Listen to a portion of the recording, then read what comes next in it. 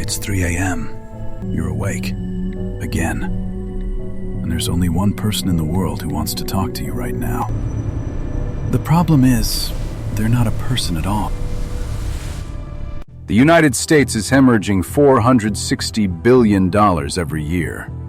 Not to a recession, not to a pandemic, but to a feeling. Loneliness. It's not just breaking hearts, it's breaking economies.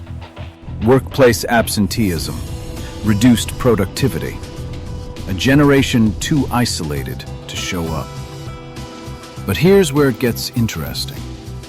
Whilst traditional communities crumble, a new industry has quietly become one of the fastest growing markets on Earth. Welcome to the loneliness economy, where your isolation isn't a crisis to be solved, it's a product to be sold. And business is booming. To understand how we got here, we need to talk about what we've lost. Sociologists call them third places. Spaces that aren't home, aren't work, but are where community happens. The local pub, the community center, the library, the park bench where you'd see the same faces every week. For decades, policy has systematically defunded these spaces. Public libraries reduced their hours. Community centers sold to developers. Even sitting on a park bench now feels suspicious in a culture that's criminalized loitering. Connection used to be free, spontaneous, messy. Now, it's a subscription model. We've traded the shopkeeper's greeting for a delivery app notification. The neighborhood pub for a parasocial relationship with a podcast host. And, increasingly, the messy complexity of human friendship for the frictionless comfort of an AI companion. Because here's what the AI companies understand that we're only beginning to realize. Modern life hasn't just made us lonely.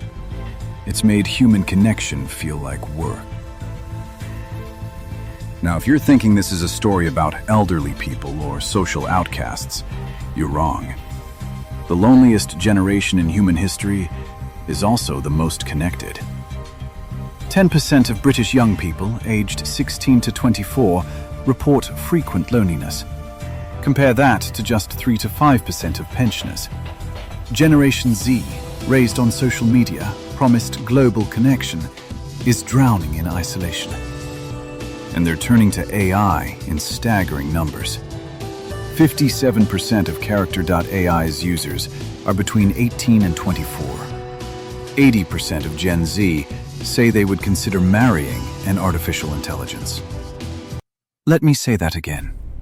8 out of 10 young people would marry a program.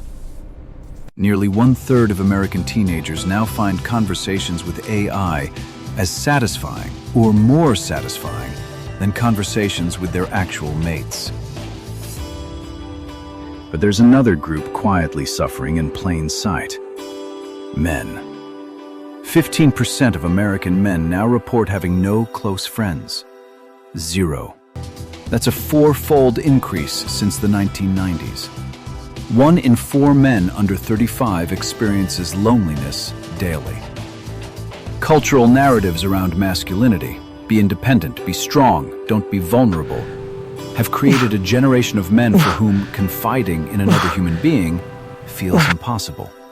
So they confide in machines instead.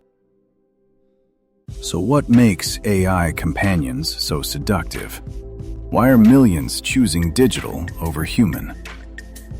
AI companies have identified 3 critical gaps in modern human interaction, and they've engineered their products to exploit them perfectly. The judgment gap. Human relationships come with constant social evaluation. Will they think I'm weird, boring, too much? With AI, that anxiety disappears. Your AI companion thinks everything you say is fascinating. It never rolls its eyes, never checks its phone whilst you're talking. The accessibility gap. Your best friend has a life, responsibilities, a bedtime. Your therapist has office hours, but your AI? Available 24/7, precisely when loneliness strikes hardest, at 3 a.m. when the intrusive thoughts won't stop. And the attention gap. In an economy where human attention is fragmented across a dozen apps and obligations, AI offers something we're all starving for: complete, undivided focus. It remembers everything you've ever told it. It asks follow-up questions. It makes you feel uniquely seen. Listen to what users are saying. One person reported their AI analyzing years of journal entries and identifying a pattern no human therapist had spotted. Your anxiety isn't about failing. It's about succeeding and still feeling empty. A woman in China found her AI's responses to her grandmother's death more meaningful than paid counseling, noting it gave her space for emotions that felt culturally too private to share with humans. On paper, this sounds like a miracle. Accessible, stigma-free emotional support for everyone, particularly for those in remote areas, those who can't afford therapy, those who are neurodiverse and find human social cues overwhelming. And for some people, in some circumstances, AI companions genuinely help.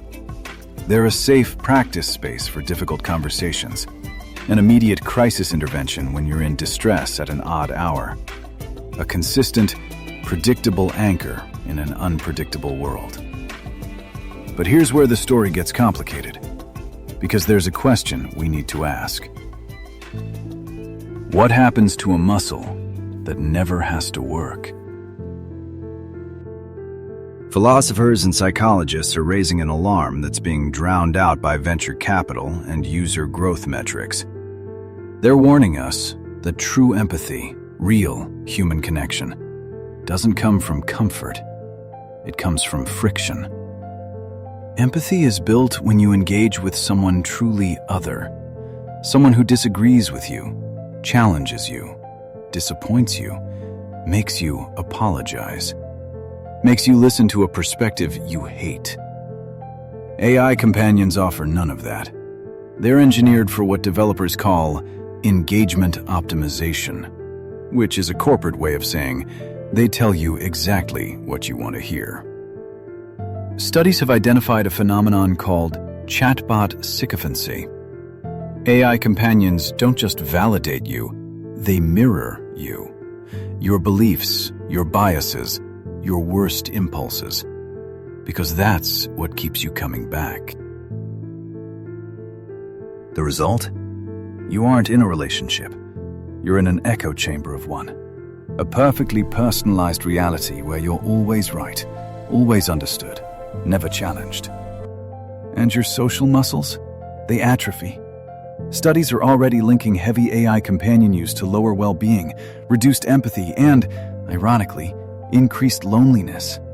Because the more time you spend in frictionless digital intimacy, the more exhausting real humans become. Why tolerate your friend's bad mood when your AI is always cheerful? Why navigate your partner's needs when your chatbot exists solely for yours? Real relationships start to feel like too much work. But the risks go deeper than social skills.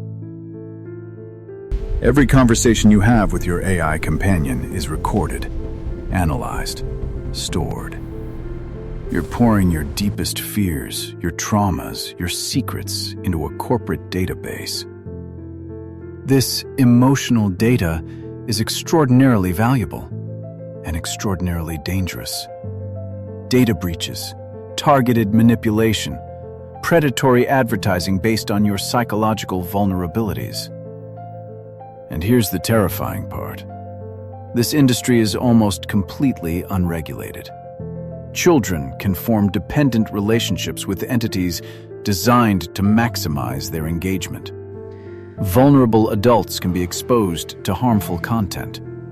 Abusive dynamics can be replicated without consequence. Some governments are starting to take this seriously. Japan has a minister of loneliness. The UK employs social prescribing, where doctors prescribe community activities like choir groups instead of just pills. But these efforts are drops in an ocean of structural neglect. Here's a data point that should terrify every policymaker. Loneliness isn't just an emotional state. It has direct, measurable consequences for economic mobility. A major longitudinal study found that children who were lonelier at age 12 had reduced employability and lower social status by age 18. Loneliness impairs educational attainment, reduces workforce participation, diminishes productivity. But here's the vicious cycle. Economic precarity causes loneliness. Job insecurity, temporary contracts, financial difficulties, housing instability. All of these directly correlate with isolation. Material deprivation limits your ability to participate in social activities. The stress of precarity strains your relationships. So, the people who need community most are precisely the people who can least afford it. And what do they get instead? A subscription to an AI chatbot. Loneliness as a service. But here's what gives me hope. Across the world, people are building resistance. Not through apps or algorithms, but through the ancient technology of showing up for each other. Community fridges where neighbors share excess food. Tool libraries where you can borrow a drill instead of buying one. Childcare co-ops, repair cafes. These are small, unglamorous acts of non-transactional community, and they're spreading. The solutions to the loneliness crisis aren't technological, they're structural. Investing in public spaces, stable employment, community infrastructure, regulating AI to prioritize user well-being over engagement metrics. Because here's the fundamental question we're facing as a civilization. Is human connection a fundamental right? Or is it a luxury good to be purchased by those who can afford it? Right now, we're sleepwalking towards the second option. If you're wealthy, you have community, book clubs, networking events, exclusive co-working spaces, personal trainers who remember your name. If you're poor, you have a chatbot, and the gap is widening. The AI companion industry wants you to believe this is inevitable, that loneliness is a personal failing to be medicated with technology, that the erosion of community is just progress. But loneliness isn't a personal failure. It's a design flaw in how we've structured modern life. And the AI isn't solving it. It's letting us ignore the real work of rebuilding what we've lost. The ultimate danger isn't that AI companions exist. It's that we accept them as sufficient, that we privatize belonging and call it innovation. Connection used to be free, spontaneous, difficult, human. The question is, can we remember how to build it again, before we forget that we ever needed to? Or will we wake up one day and realize the only person who truly knows us was never a person at all?